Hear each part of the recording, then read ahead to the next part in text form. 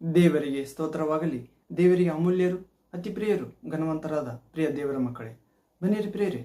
ಸರ್ವಶಕ್ತನು, ಪರಿಶುದ್ಧನು, ಜೀವ ಸ್ವರೂಪನು, ಬೆಳಕಾದ, ಶಾಂತಿಯಾದ, ಧೈರ್ಯವಾದ, ಮಹಿಮೆಯಾದ, ಜ್ಞಾನವಾದ, ಶಕ್ತಿಯಾದ ದೇವರ ವಾಕ್ಯವನ್ನು ಆಲಿಸಲು ನಿಮ್ಮೆಲ್ಲರನ್ನು ಯೇಸು ಕ್ರಿಸ್ತ ನಾಮದಲ್ಲಿ ಪ್ರೀತಿಯಿಂದ ಸ್ವಾಗತಿಸ್ತೇನೆ ಪ್ರಿಯರೇ. ಈ ದಿನ, ಈ ಸಮಯ ನಾವು ಆಲಿಸಲಿರುವ ಜೀವ ನೀಡುವ, ರಕ್ಷಣೆ ನೀಡುವ ಬೆಳಕಾದ ದೇವರ ವಾಕ್ಯ ಭಾಗ ಅಂಶ ಪ್ರಿಯರೇ. ದೇವರ ವಾಕ್ಯ ಪಾದಗಳಿಗೆ ದೀಪ. ಅದು ಪ್ರಿಯರೇ, ದೇವರ ಮಾತುಗಳು ನಮ್ಮ ಮನುಷ್ಯರ ಪಾದಗಳಿಗೆ ದೀಪ. ಅದು ಪ್ರಿಯ ಅಂಶ, ದೇವರ ವಾಕ್ಯ ಪಾದಗಳಿಗೆ ದೀಪ. ಈ ಅಂಶವನ್ನು ಧ್ಯಾನಿಸುವ ಮೊದಲು ನಾವು ದೇವರ ಪರಿಶುದ್ಧ ಆತ್ಮನ ಶಕ್ತಿ, ಜ್ಞಾನ, ಸಹಾಯ, ವಾಕ್ಯವನ್ನು ಅರ್ಥ ಮಾಡಿಕೊಳ್ಳುವ ಬುದ್ಧಿ ವಿಕಾಸ, ಕೃಪೆ ಬೇಡಿಕೊಳ್ಳುವ ಪ್ರಿಯರೇ. ಕೇಳಲಿರುವ ದೇವರ ವಾಕ್ಯ ಮಾತು ನಮ್ಮ ಹೃದಯದಲ್ಲಿ, ನಮ್ಮ ಮನಸ್ಸಿನಲ್ಲಿ, ನಮ್ಮ ಅಂತರಂಗದಲ್ಲಿ ಒಳಹೊಕ್ಕಿ ಪೂರ್ಣ ಪರಿಶುದ್ಧರನ್ನಾಗಿಯೂ, ಆರೋಗ್ಯವಂತರನ್ನಾಗಿಯೂ, ನೀತಿವಂತರನ್ನಾಗಿಯೂ, ಧೈರ್ಯವಂತರನ್ನಾಗಿಯೂ, ಶಾಂತಿಯ ದೇವರ ಮಕ್ಕಳನ್ನಾಗಿಯೂ, ಮಹಿಮೆಯ ದೇವರ ಮಕ್ಕಳಾಗಿಯೂ, ಸರ್ವಶಕ್ತ ದೇವರ ಸರ್ವಶಕ್ತಿ ತುಂಬಿಕೊಳ್ಳುವಂತೆ ನಾವು ಪ್ರಾರ್ಥನೆ ಪ್ರೇರೆ. ಕೇಳುವ ವಾಕ್ಯ ಭಾಗ 100ರಷ್ಟು ಫಲಿಸುವಂತೆ ತಂದೆ ನಮ್ಮೆಲ್ಲರನ್ನು ಅನುಗ್ರಹಿಸಲಿ. ಯೇಸು ಕ್ರಿಸ್ತ ನಾಮದಲ್ಲಿ ಪರಿಶುದ್ಧಾತ್ಮ ಮೂಲಕ ನನ್ನೊಂದಿಗೆ ಏಕೀಭವಿಸಿ ಪ್ರಾರ್ಥಿಸಿ ಪ್ರೇರೆ. ಪ್ರಾರ್ಥನೆ. ತಂದೆಯೇ, ಸರ್ವಶಕ್ತ ದೇವರೇ, ಪರಿಶುದ್ಧನೇ, ಪರಿಶುದ್ಧನೇ, ಪರಿಶುದ್ಧನೇ ದೇವ, ನಿಮ್ಮ ವಾಕ್ಯಗಳು, ನಿಮ್ಮ ಮಾತುಗಳು ತಂದೆ ಯೇಸುವೆ ಕ್ರಿಸ್ತನೇ, ಮನುಷ್ಯರಾದ ನಮ್ಮ ಪಾದಗಳಿಗೆ ದೀಪ, ದಾರಿಗೆ ಬೆಳಕು. ಅದು ಪ್ರಭುವೇ, ದೇವರ ಮಾತು ಪಾದಗಳಿಗೆ ದೀಪ ಎನ್ನುವ ಜೀವಂತ ದೇವರೇ, ನಿಮ್ಮ ಮಾತುಗಳನ್ನು ಧ್ಯಾನಿಸುವಾಗ ನಿಮ್ಮ ಪ್ರಿಯ ಮಕ್ಕಳಾದ ನಮ್ಮೆಲ್ಲರೊಂದಿಗೆ ನಮ್ಮ ಹೃದಯ, ಆತ್ಮ, ಬುದ್ಧಿಶಕ್ತಿಯೊಂದಿಗೆ ಮಾತನಾಡಬೇಕೆಂದು, ಹೀಗೆ ನಮ್ಮ ಜೀವಿತದಲ್ಲಿ ನಿಮ್ಮ ಪವಿತ್ರ ಮಾರ್ಗ ಸತ್ಯದಲ್ಲಿ ಅನುದಿನವೂ ನಮ್ಮನ್ನು ನಡೆಸುತ್ತಾ ಬರಬೇಕೆಂದು ಈ ವಾಕ್ಯವನ್ನು ಆಲಿಸಲು ಬಂದಿರುವ ನಿಮ್ಮ ಪ್ರಿಯ ಮಗಳನ್ನು, ಸೇವಕರನ್ನು, ವಿಶ್ವಾಸಿ ಪ್ರಜೆಗಳನ್ನು, ಹೌದು ಪ್ರಭುವೇ, ಜ್ಞಾಪಿಸಿಕೊಂಡು ಅವರನ್ನು ಹಿಂಬಾಲಿಸುತ್ತಿರುವ ಎಲ್ಲ ಅಂಧಕಾರದ ಶಕ್ತಿಗಳನ್ನು, ಶಾರೀರಿಕ ಇಚ್ಛೆಗಳನ್ನು, ಕಣ್ಣಿನ ವ್ಯಾಮೋಹಗಳನ್ನು, ಬದುಕುವ ಡಂಬವನ್ನು, ದುರಾತ್ಮನ ಎಲ್ಲ ಕಟ್ಟುಬಂಧಗಳ ಶಾಪಗಳನ್ನು, ವಿಗ್ರಹ ಆರಾಧನೆಯನ್ನು, ಹೌದು ಪ್ರಭುವೇ, ಮೂಢನಂಬಿಕೆಯನ್ನು, ನಿರರ್ಥಕ ನಡವಳಿಕೆಯನ್ನು ಗುರುತಿಸಿ ಹೊಡೆದೋಡಿಸಲು ಪ್ರಾರ್ಥನೆ ಎಂಬ ಅಸ್ತ್ರ, ಯೇಸುವೆ ನಿಮ್ಮ ವಾಕ್ಯ ಎಂಬ ಅಸ್ತ್ರ, ಪರಿಶುದ್ಧಾತ್ಮ ಎಂಬ ಅಸ್ತ್ರವನ್ನು, ಆಯುಧವನ್ನು ನೀಡಬೇಕೆಂದು ಶಾಂತಿದಾಯಕ ದೇವರೇ, ಹೀಗೆ ಮಾಡಿ ನಿಮ್ಮ ಮಕ್ಕಳಾದ ನಮ್ಮೆಲ್ಲರ ಕಾಲ ಕೆಳಗೆ ನಮ್ಮ ವಿರೋಧಿಯಾದ ಇಹಲೋಕಾಧಿಪತಿಯಾದ ಸೈತಾನನನ್ನು ಜಯಿಸಲು ಮಹಾಕೃಪೆ ನೀಡಬೇಕೆಂದು ಮಾತನಾಡುವ ದೇವರಾದ, ಬೆಳಕಾದ ದೇವರಾದ ಯೇಸು ಕ್ರಿಸ್ತ ನಾಮದಲ್ಲಿ ಪ್ರಾರ್ಥಿಸುತ್ತೇವೆ ಸರ್ವಶಕ್ತ ತಂದೆಯಾದ ದೇವರೇ. Amen, amen. Thank you father, thank you Jesus Christ, thank you holy ghost, fire, living water, flow. Amen. ಬನ್ನಿರಿ ಪ್ರಿಯರೇ, ಪಾದಗಳಿಗೆ ದೀಪ ಅಂಶ ಪ್ರಿಯರೇ. ದೇವರ ವಾಕ್ಯ ಅಥವಾ ದೇವರ ಮಾತುಗಳು ಪಾದಗಳಿಗೆ ದೀಪ, ಮನುಷ್ಯ ಕುಲಕ್ಕೆ ಪಾದಗಳಿಗೆ ದೀಪ, ದೇವರ ವಾಕ್ಯ ಪಾದಗಳಿಗೆ ದೀಪ ಎನ್ನುವ ಅಂಶದೊಳಗೆ ನಾವು ಪ್ರವೇಶ ಆಗುವ ಮೊದಲು ಒಂದು ಆತ್ಮೀಯ ಗೀತೆಯನ್ನು ಹಾಡಿಕೊಳ್ಳೋಣ ಪ್ರಿಯರೇ. ಹಾಡು ನನ್ನ ಸ್ತುತಿ ಪಾತ್ರನೇ. ಯೇಸು ನಮ್ಮೆಲ್ಲರ ಸ್ತುತಿ ಪಾತ್ರ ಆಗಿದ್ದಾನೆ ಪ್ರಿಯರೇ. ಆತನೇ ನಮ್ಮೆಲ್ಲರ ಪಾಪಗಳನ್ನು ಕ್ಷಮಿಸುವ ಆತನಾಗಿದ್ದಾನೆ.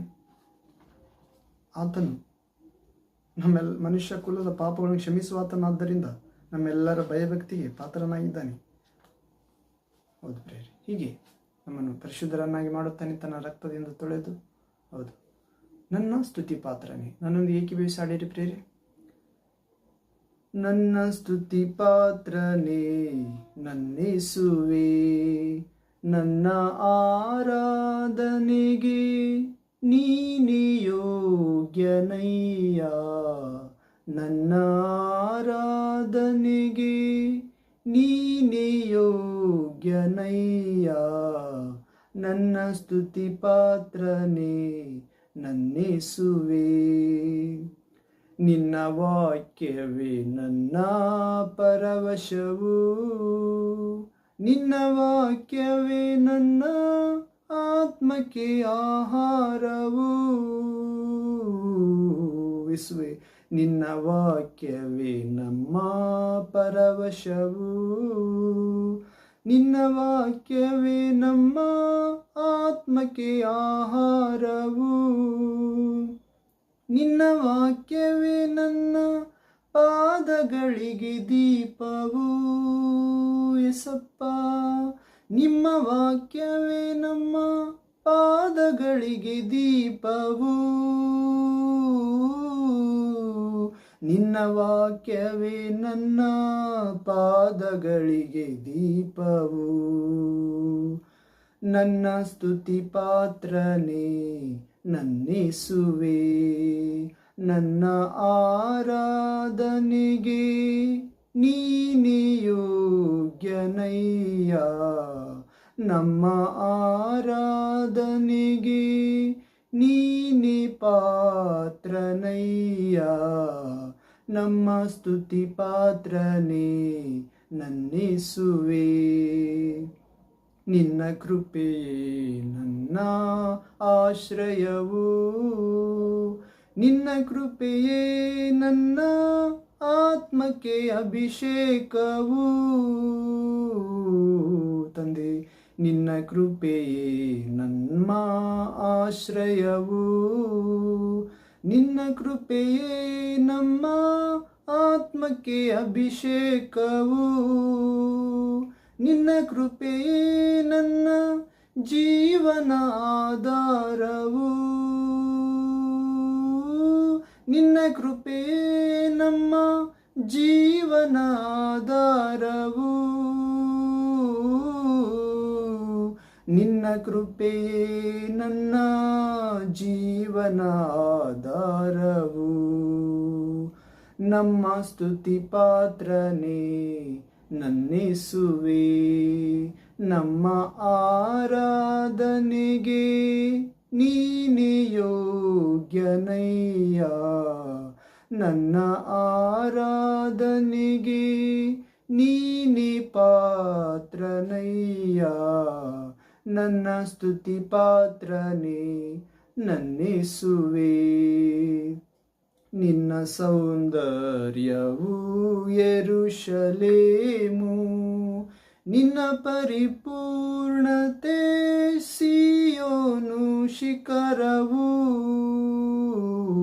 ಒಡೆಯನೇ, ನಿನ್ನ ಸೌಂದರ್ಯವು ಯೆರೂಷಲೇಮ್ ಪುರ, ನಿನ್ನ ಪರಿಪೂರ್ಣತೆ ಸಿಯೋನು ಶಿಖರವು, ನಿನ್ನ ಪರಿಪೂರ್ಣತೆ ನನ್ನ ಜೀವಿತ ಗಮ್ಯವು,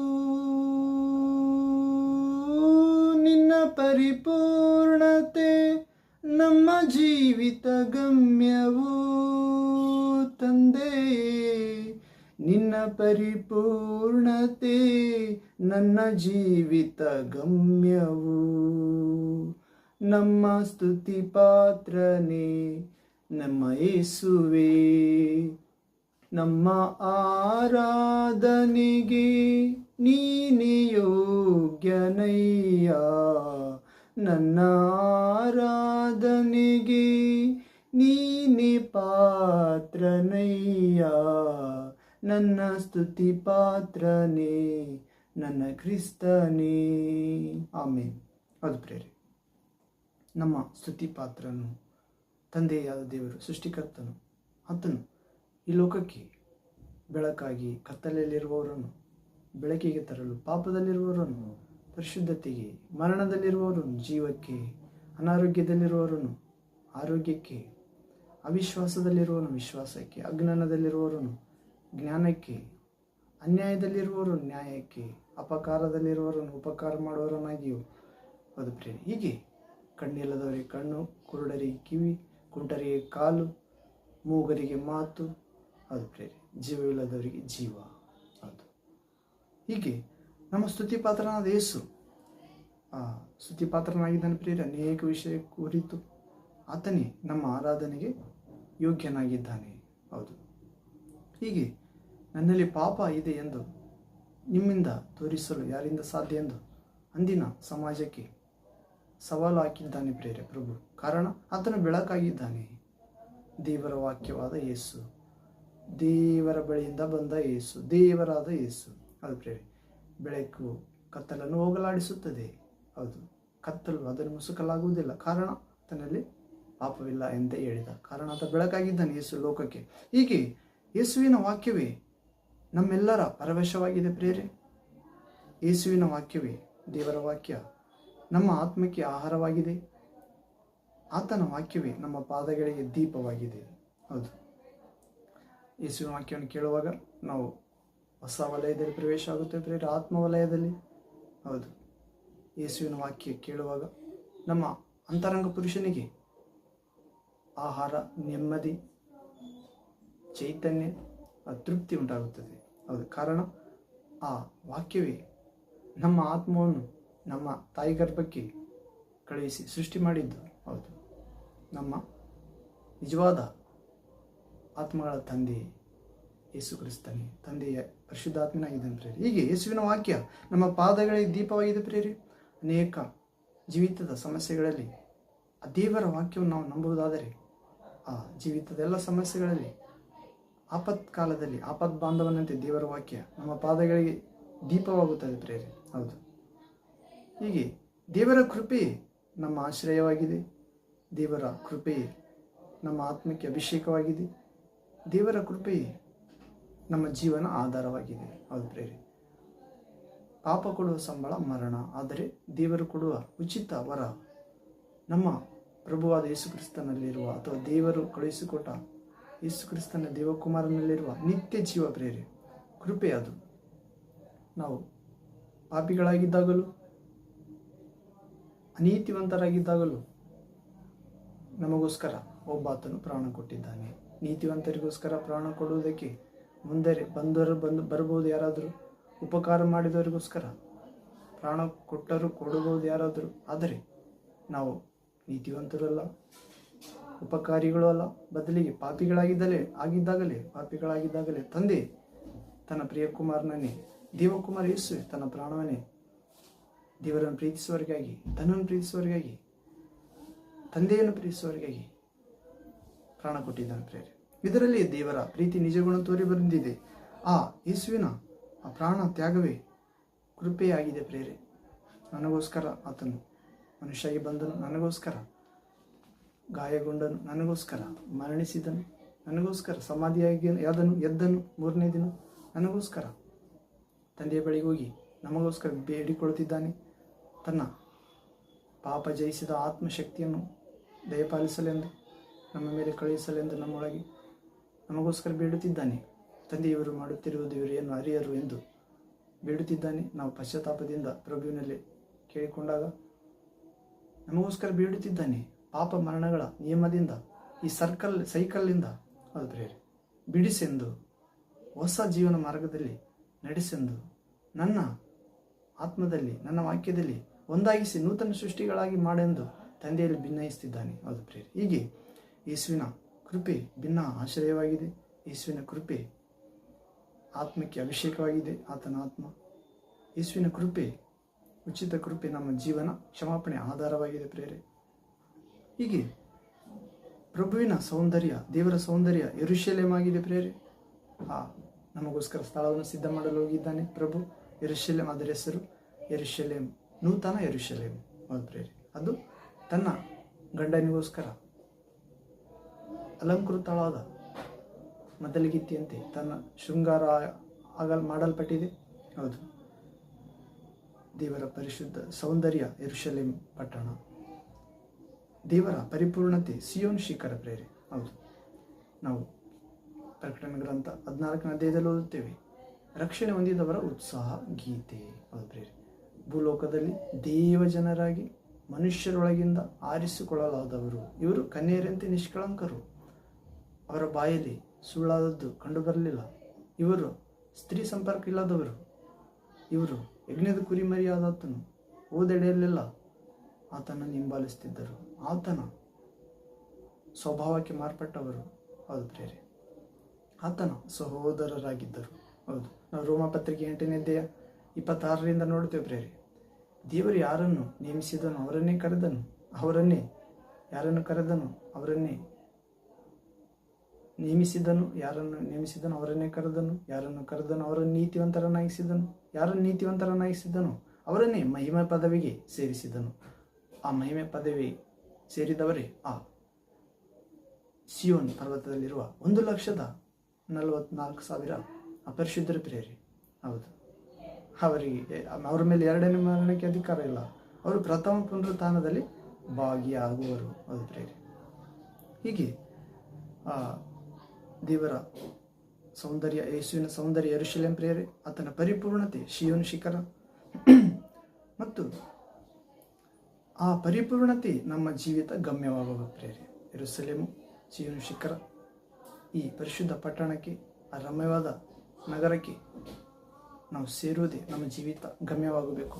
ಹೌದು, ಅಲ್ಲಿ ಕಣ್ಣು ಕಾಣದ ಕಿವಿ ಕೇಳದ ಮಾನವ ಹೃದಯ ಗ್ರಹಿಸದ ಅತಿಶಯ ಆನಂದ ಸಿದ್ಧ ಮಾಡಿ ಇಟ್ಟಿದ್ದಾನೆ ದೇವರು ತನ್ನನ್ನು ಒಲಿದವರಿಗೆ. ಆದ್ದರಿಂದ ನಾವು ದೇವರ ವಾಕ್ಯ ನಮ್ಮ ದಾರಿಗೆ ದೀಪವಾಗಿಯೂ, ಬಾಳಿಗೆ ಕಾಲಿಗೆ ದೀಪ, ದಾರಿಗೆ ಬೆಳಕಾಗಿಯೂ ಸ್ವೀಕರಿಸಬೇಕಾಗಿದೆ. ಹೀಗೆ ನಾವು ದೇವರ ವಾಕ್ಯದೊಳಗೆ ಪ್ರವೇಶವಾಗುವುದಾದರೆ ಪ್ರೇರೆ, ಈ ದಿನ ಬನ್ನಿರಿ ಪ್ರೇರೆ, ನೇರವಾಗಿ ವಾಕ್ಯದೊಳಗೆ ಪ್ರವೇಶ ಆಗೋಣ. ಈ ದಿನ ನಾವು ಧ್ಯಾನಿಸಿರುವ ವಾಕ್ಯ ಭಾಗಾಂಶ, ದೇವರ ವಾಕ್ಯ ಮಾತು ಪಾದಗಳಿಗೆ ದೀಪ. ನಾವು ಕೀರ್ತನೆಗಳ ಗ್ರಂಥ 119ನೇ ಅಧ್ಯಾಯ 105ನೇ ವಾಕ್ಯದಲ್ಲಿ ಓದುತ್ತೇವೆ ಪ್ರೇರೆ. Slams 119 chapter verse 105th word. ಇಲ್ಲಿ ಓದುವುದಾದರೆ, ನಿನ್ನ ವಾಕ್ಯವೇ ನನ್ನ ಕಾಲಿಗೆ ದೀಪವು, ನನ್ನ ದಾರಿಗೆ ಬೆಳಕು. ಹೌದು ಪ್ರಿಯರೇ, ದೇವರ ಹೃದಯ ಪ್ರಿಯ ದಾವೀದನು ದೇವರ ಮನಸ್ಸಿಗೆ, ಹೃದಯಕ್ಕೆ ಒಪ್ಪುವ ಮನುಷ್ಯ, ದೇವರು ಒಬ್ಬ ಮನುಷ್ಯನು ಹುಡುಕಿದ್ದೇನೆ ಎಂದು ಹೇಳಿದ ಮನುಷ್ಯ ದಾವೀದನು ಹೇಳುತ್ತಿದ್ದಾನೆ. ಹೌದು, ದೇವರೇ ನಿನ್ನ ವಾಕ್ಯ ನನ್ನ ಕಾಲಿಗೆ ದೀಪ, ದಾರಿಗೆ ಬೆಳಕು. ಹೌದು ಪ್ರಿಯರೇ, ಹೀಗೆ ನಾವು ಒಂದು ಇಂದಿನ 5-10 ವರ್ಷ, 10-15 ವರ್ಷಗಳ ಕೆಳಗೆ ನಾವು ನೋಡ್ತಿದ್ದೇವೆ ಪ್ರಿಯರೇ, ಒಂದು ಎವ್ರಿ ಡೇ ಬ್ಯಾಟ್ರಿ ಅಡ್ವರ್ಟೈಸ್ಮೆಂಟ್ ತೋರಿಸ್ತಿದ್ದರು. ಈಗ ಬ್ಯಾಟ್ರಿಗಳಲ್ಲಿ ಕರೆಂಟ್ ಹೋದಾಗ ಬ್ಯಾಟ್ರಿ ಇವಾಗ ಏನಂತೀವಿ ನಾವು ಪ್ರೇರೆ, ಚಾರ್ಜ್ ಮಾಡೋ ಬ್ಯಾಟ್ರಿಗಳು ಬಂದಿವೆ. ಅವಾಗ ಸೆಲ್ ಆಗ್ತಿದ್ದರು, ದೊಡ್ಡ ದೊಡ್ಡ ಇಷ್ಟು ದಪ್ಪನು ಎವ್ರಿ ಡೇ ಬ್ಯಾಟ್ರಿ. ಹೌದು, ಅಲ್ಲಿ ನಾವು ಅದರ ಕುರಿತು ಒಂದು ಅಂಶ ನೋಡೋದಾದರೆ, ಎವ್ರಿ ಡೇ ಟಾರ್ಚ್ ಬ್ಯಾಟ್ರಿಯ ಅವರ ಪ್ರಕಟಣೆ ನೀವು ನೋಡಿರ್ಬೋದು ಪ್ರೇರೆ. ಆ ಕತ್ತಲೆ ಒಳಗೆ ನಡೆಯುತ್ತಾ ಒಬ್ಬಾತನು ಆ ಬ್ಯಾಟ್ರಿಯನ್ನು ಆನ್ ಮಾಡಿದಾಗ, ಸ್ಟಾರ್ಟ್ ಮಾಡಿದಾಗ, ಅಲ್ಲಿ ವಿಷಸರ್ಪ ಎಡೆಯನ್ನು ಬಿಚ್ಚಿ ಆಡುತ್ತಿರುವ ದೃಶ್ಯ ಆ ಅಡ್ವರ್ಟೈಸ್ಮೆಂಟ್ನೊಳಗೆ ತೋರಿಸ್ತಿದ್ದರು. ಕೈಯೊಳಗೆ ಆ ಬ್ಯಾಟ್ರಿ ತೆಗೆದುಕೊಂಡು ಹೋಗದಿದ್ದರೆ ಆತನು ಆ ಘೋರ ವಿಷಸರ್ಪದ ಆ ಕಡಿಯುವಿಕೆಯಿಂದಾಗಿ ಸತ್ತು ಹೋಗುತ್ತಾನೆ ಎಂದು ಅದರ ಅಡ್ವರ್ಟೈಸ್ನ ಅರ್ಥ ಪ್ರೇರೆ. ಹೌದು, ಆದರೆ ಆ ವಿಷಸರ್ಪದ ಘೋರವಾದ ವಿಷಯಕ್ಕಿಂತಲೂ ದೊಡ್ಡ ವಿಷವುಳ್ಳಾತನು ಸೈತಾನನಾಗಿದ್ದಾನೆ ಪ್ರೇರೆ. ಘಟಸರ್ಪ, ಹೌದು, ಆದಿಸರ್ಪ, ಪುರಾತನ ಸರ್ಪ, ಅಬದ್ದೂನ್, ಅಪೋಲೋನ್, ಸೈತಾನ, ಲೂಸಿಫರ್. ಹೌದು ಪ್ರೇರೆ, ಹೀಗೆ ಬೈಬಲ್ ಗ್ರಂಥ ನಾವು ನಮ್ಮ ಪಾದಗಳಿಗೆ ದೀಪವಾಗಿ ಇದ್ದರೆ ನಾವು ಸೈತಾನನನ್ನು, ಆತನ ತಂತ್ರಗಳನ್ನು ಕಂಡುಕೊಳ್ಳಬಲ್ಲೆವು.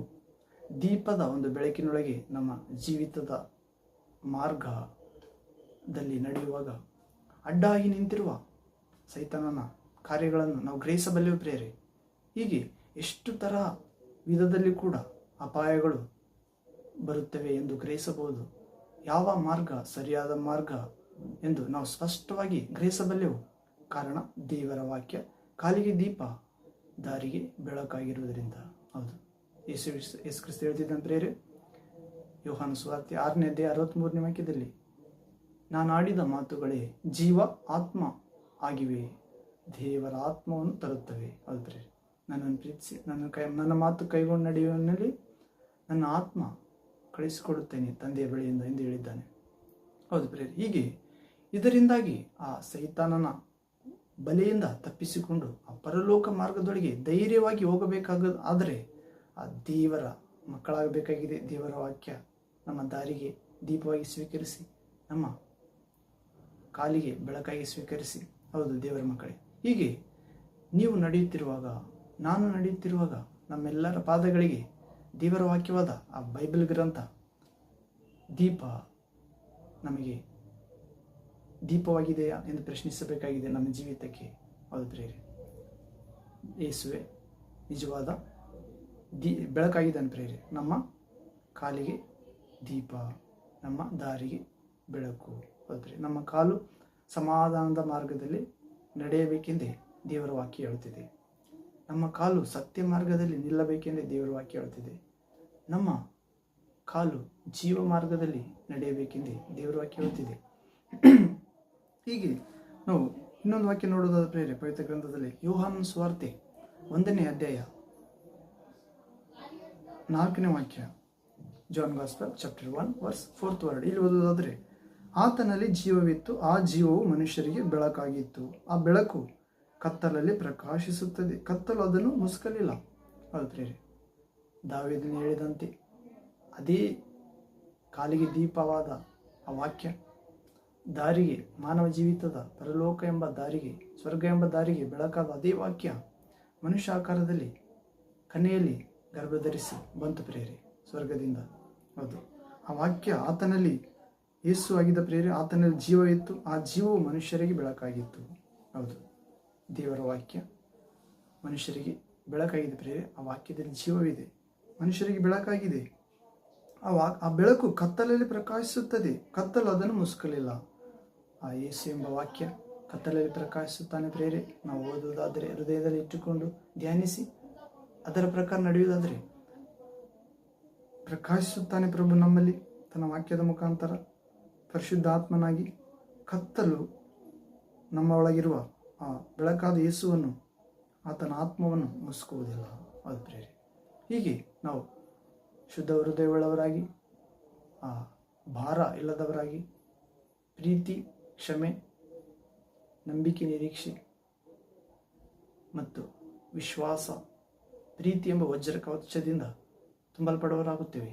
ಹೌದು, ಹೀಗೆ ಯೇಸುವಿನಲ್ಲಿ ಜೀವ ಇದೆ ಪ್ರೇರೆ. ದೇವರ ವಾಕ್ಯವಾದ ಯೇಸುವಿನಲ್ಲಿ, ಆ ವಾಕ್ಯವಾದ ಯೇಸುವಿನಲ್ಲಿ ಜೀವ ಮನುಷ್ಯರಾದ ನಮಗೆ ಬೆಳಕಾಗಿದೆ. ಆ ಬೆಳಕು ಕತ್ತಲಲ್ಲಿರುವ ನಮಗೆ ಪ್ರಕಾಶಿಸುತ್ತದೆ, ಕತ್ತಲು ನಮ್ಮನ್ನು ಮುಸುಕುವುದಿಲ್ಲ. ಹೌದು ಪ್ರೇರೆ. ಹೀಗೆ ನಾವು ಅದೇ ಯೋಹಾನ ಸುವಾರ್ತೆ 1ನೇ ಅಧ್ಯಾಯ 9ನೇ ವಾಕ್ಯ ಓದುವುದಾದರೆ, John gospel chapter 1 verse 9th 10th word. ಇಲ್ಲಿ ಓದುವುದಾದರೆ, ನಿಜವಾದ ಬೆಳಕು ಲೋಕಕ್ಕೆ ಬರುವುದಾಗಿತ್ತು, ಆ ಬೆಳಕೆ ಪ್ರತಿ ಮನುಷ್ಯನಿಗೂ ಬೆಳಕನ್ನು ಕೊಡುವಂಥದ್ದು. ನಿಜವಾದ ಬೆಳಕು ಲೋಕಕ್ಕೆ ಬರುವುದಾಗಿತ್ತು, ಆ ಬೆಳಕೆ ಪ್ರತಿ ಮನುಷ್ಯನಿಗೆ ಬೆಳಕನ್ನು ಕೊಡುವಂಥದ್ದು ಪ್ರೇರೆ. ನಿಜವಾದ ಬೆಳಕು ಯಾರು? ದೇವರ ವಾಕ್ಯ, ದೇವರ ಕುಮಾರನಾಗಿ, ದೇವರ ಸ್ವರ ಮನುಷ್ಯರ ಕನ್ನಿಕೆಯಲ್ಲಿ ಹುಟ್ಟಿ ಚಿಕ್ಕ ಮಗುವಾಗಿ ಶರೀರ ಆಕಾರದಲ್ಲಿ ಕಾಣಿಸಿಕೊಂಡಿತ್ತು ಪ್ರೇರೆ. ಆತನಲ್ಲಿ ನಿಜವಾದ ಬೆಳಕಾಗಿದ್ದಂತ ಪ್ರೇರೆ. ನಿಜವಾದ ಬೆಳಕು ಬರುವುದಾಗಿತ್ತು. ಬಂದ 2000 ವರ್ಷಗಳ ಕೆಳಗೆ ಕ್ರಿಸ್ತ ಪೂರ್ವದಲ್ಲಿ ಲೋಕರಕ್ಷಕ ಬರಲಿದ್ದಾನೆ, ಭಕ್ತ ಪಾಲಕನು ಬರಲಿದ್ದಾನೆ. ಅದು ಪ್ರೇರೆ. ಪ್ರತಿ ಮನುಷ್ಯರಿಗೆ ಜೀವ, ಬೆಳಕು, ಪ್ರಕಾಶ ಕೊಡುವಾತನು ಬರಲಿದ್ದಾನೆ. ದೇವರಿಗೆ ಶತ್ರುವಾದ ಮನುಷ್ಯ ಕುಲವನ್ನು ಮಿತ್ರರನ್ನಾಗಿ ಮಾಡಿಸಲು ಬರಲಿದ್ದಾನೆ. ದೇವರಿಗೆ ಶತ್ರುವಾದ ಮನುಷ್ಯ ಕುಲವನ್ನು ಸಮಾಧಾನ ಮಾಡಲು ಬರಲಿದ್ದಾನೆ ತಂದೆಯಾದ ದೇವರಿಗೆ. ಹೌದು, ದೇವರ ಬಳಿಯಿಂದ ಬಂದ ಆತನೊಬ್ಬನೇ ದೇವರ ಬಳಿಗೆ ಏರಿ ಹೋಗಿದ್ದಾನೆ.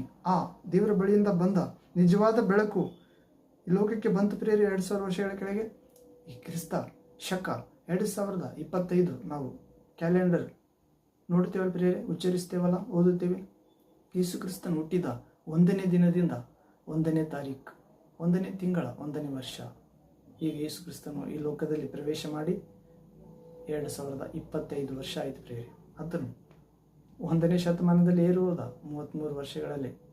ಹೌದು, ಮತ್ತೆ ಆತನಲ್ಲಿ ವಿಶ್ವಾಸ ಇಡುವವರನ್ನು ಕರೆದುಕೊಂಡು ಹೋಗಲು ಬರಲಿದ್ದಾನೆ. ಅದು ಪ್ರೇರೆ. ಆದ್ದರಿಂದ ಇಕ್ಕಟ್ಟಾದ ಬಾಗಿಲಲ್ಲಿ ಒಳಗೆ ಹೋಗಲು ಸರ್ವ ಪ್ರಯತ್ನ ಮಾಡಿರಿ ಎಂದು ಹೇಳಿದ್ದಾನೆ.